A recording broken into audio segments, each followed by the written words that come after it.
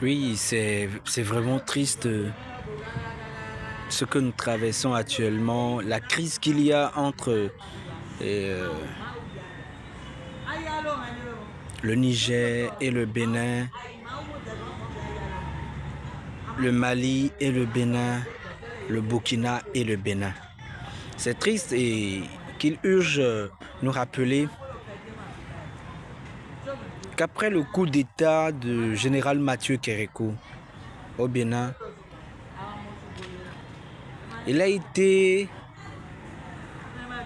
l'un des premiers présidents à rejeter la visite du président français. Il a dit niet, il a mis fin à cette relation qu'il y avait entre les Français, entre la France et le Bénin. Il a serré dur, il a veillé sur son pays, mais pas la suite. Malgré qu'on l'ovationnait, on le prenait en exemple les autres pays de la sous-région,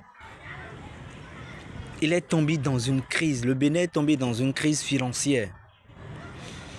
Et le président Mathieu Kérékou n'avait pas le choix. Du coup, il était obligé parce qu'il fallait qu'il traite des accords avec la FMI.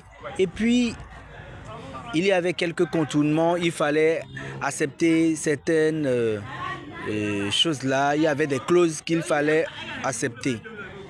Alors du coup,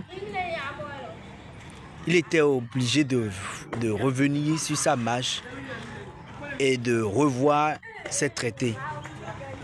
Alors, j'aimerais demander à nos trois pays frères d'aller doucement. Si le Bénin a opté pour une démarche pédagogique, pour une résolution sage, pour gérer son pays,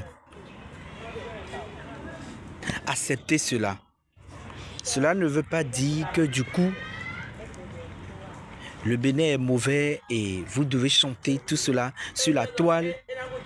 Et c'est triste parce que nous ne savons pas de quoi demain est faite. C'est triste si nous, au Bénin, ici, nous avançons et que nos pays voisins traitent de tout nom notre nation, la nation béninoise, et jette de l'opprobre sur le président Talon. C'est triste parce que demain ne va pas nous échapper. L'histoire ne va pas nous échapper. Alors, je voudrais nous inviter à comprendre que nous avons besoin des uns et les uns ont besoin des autres. S'il vous plaît, comprenons ceci. Nous sommes des pays voisins. Et ce que vous vivez ne doit pas être forcément ce que vivent aussi les autres. Et si vous êtes venu au pouvoir par un coup d'État parce qu'il y a l'ingérence, ne veut pas dire que directement les autres pays voisins qui ne sont pas victimes de coups d'État, qui n'ont pas connu de putsch, doivent forcément vous suivre dans la même cadence et barricader tout. Et non. Nous sommes des frères. Et jusqu'à présent, les Nigériens, les Burkinabés sont au Bénin, les Béninois sont là-bas. Et du coup, demain peut nous laisser une autre raison Arrêtons de nous salir qu'il y a base ou roteur au Bénin. Chacun assume son choix. Pourvu qu'il y ait cohésion, qu'il y ait le respect mutuel entre les pays voisins.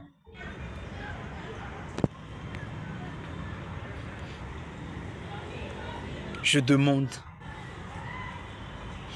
à tous les pays voisins, aux Maliens, aux Burkinabés, aux Nigériens, de comprendre une chose, nous sommes des frères. Et nous avons besoin de l'autre, et l'autre a besoin de l'autre aussi, de l'un. Et du coup, c'est vice-versa. Arrêtons. Vous êtes des militaires, des hommes armés. Vous avez été formés pour aller au front. Et du coup, ceux qui ne sont pas adaptés à ce système ne verront pas la réalité que vous voyez en face de vous de la même manière. Non. Ne cherchons pas à nous diviser, parce que demain nous laissera une autre histoire.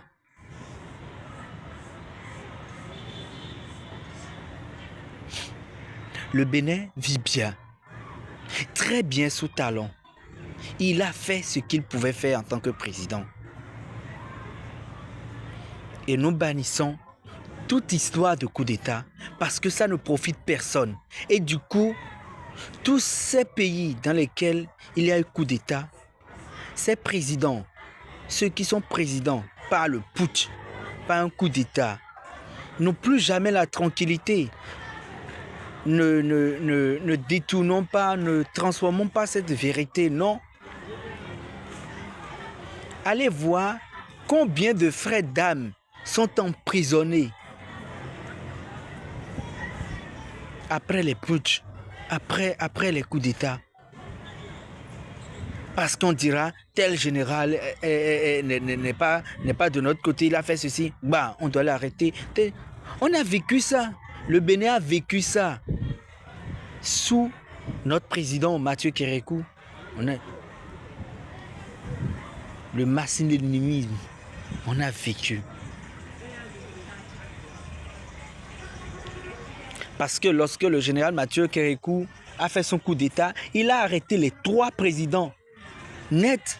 Même le président qu'il a nourri, il l'a arrêté parce que c'est comme ça que ça fonctionne. Les ministres sont arrêtés. Tout le monde a été emprisonné durant près de 15 ans.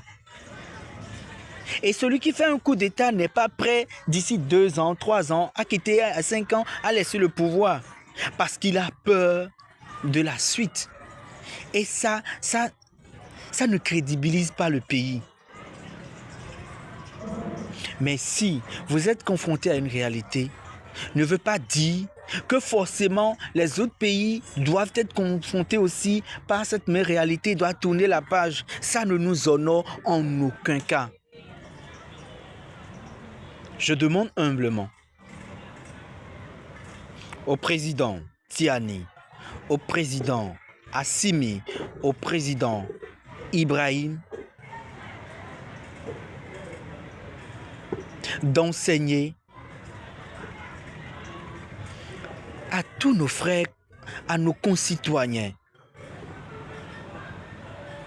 qu'au-delà de toute chose, l'essentiel est que la paix règne, et que l'unité soit, et que la cohésion soit. De comprendre que chaque pays avait ses réalités. D'autant plus que d'autres vont choisir le chemin de la guerre, de la lutte. D'autres peuvent choisir le chemin de la diplomatie. Nous sommes un, soyons un. Et c'est comme ça. Nous ne pouvons pas faire de notre nation une telle scène et qui devrait nous honorer. Non, je ne pense pas. que les pays de l'AES ne deviennent pas ce que l'on chante aujourd'hui, un pays où l'AES signifie Association des États souffrants. Non. Votre lutte témoigne la réalité de chacun de vos pays. C'est vrai, mais que cela n'aille pas discréditer l'image des autres. Non. Je vous en prie, nous sommes des frères. Et je pense qu'au Bénin, ici, les Nigériens, les Burkinabés ne vont jamais dire que les Béninois les traitent mal. Que les Béninois disent que au Burkina, il y a de tels clans qui sont montés en cachette, il y a de tels problèmes. Le Béninois n'est pas là, il est loin de cela. Il faudrait que chaque pays comprenne que la réalité que vivent les autres pays ne peuvent pas directement être la même chose que tel pays est en train de vivre, non. Je crois en la sagesse de nos chers présidents, de nos dirigeants africains. Je vous assure que le président Talon, il n'est pas ce que vous croyez. Et si je devrais ajouter ceci, si vous connaissez bien le président Talon, il est quelqu'un qui ne mâchonne pas ses paroles, ses mots. Moi, chaque 1er août, avant 1er août, je travaillais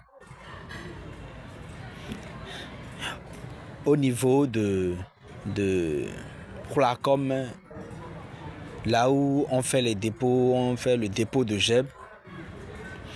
Mais depuis des années, des lustres, il n'y a eu que le président Talon qui a osé dire en face des caméras que ici est un endroit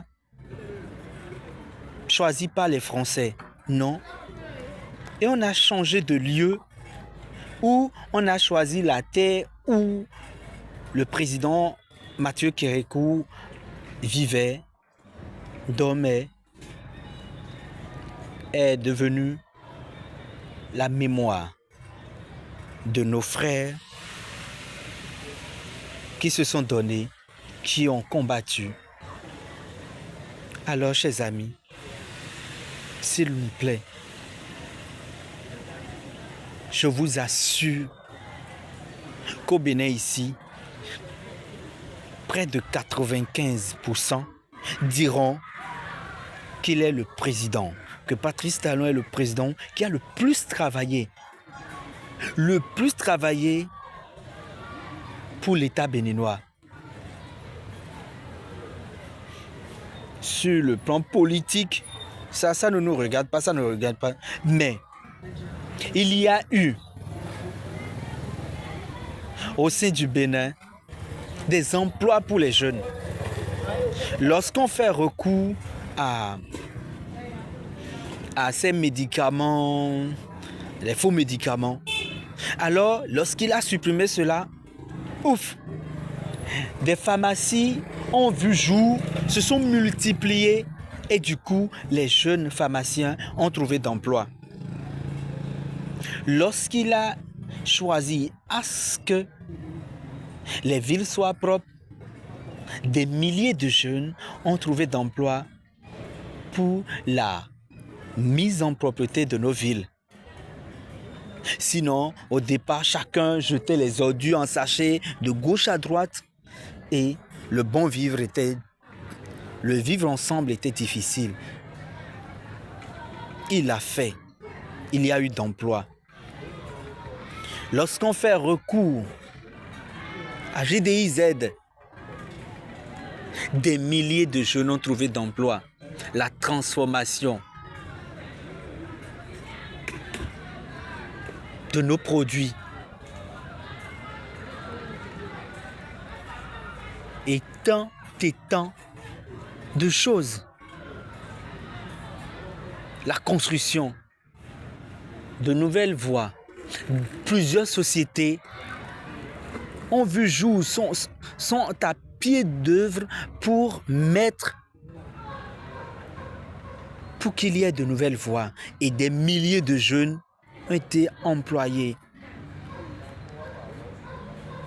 Alors, il a fait ce qu'il faut faire. Et puisqu'il faut parler d'une rupture, d'un nouveau départ, faudrait réellement parler d'un nouveau départ, donc il faudrait qu'il y ait rasage. Il faut raser certaines choses. Il faut faire l'effort de passer les ponts sur certaines choses, de donner une nouvelle image, même si ce qui était là semblait un peu bien. Il faut fermer les yeux et éliminer et passer à une vitesse nouvelle, supérieure. Et ça, comme on ne s'y attendait pas, ça a bougé un peu les esprits des Béninois. Mais par la suite, on a vu les résultats. Et depuis, tout le monde vient. Et il nous a enseigné ceci. À son arrivée, tout le monde a compris. Si tu travailles bien, tu gagneras ta vie. Seul qui travaille gagne la vie. Il n'y a plus place à la paresse, au gain facile. Non. C'est mon président. Il l'a fait. Et j'aimerais, ça me fait mal quand j'entends d'autres personnes, des gens, le traiter. Oui, un président ne peut pas être bon pour tout le monde.